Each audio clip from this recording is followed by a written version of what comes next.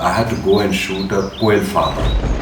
I saw this amazing farm full of quails. These are small birds, quite cute actually. So let me take you this week through a really yummy, delicious recipe with quails.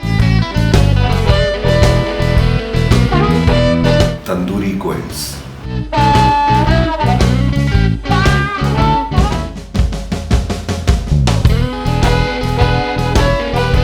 Good things in life take time.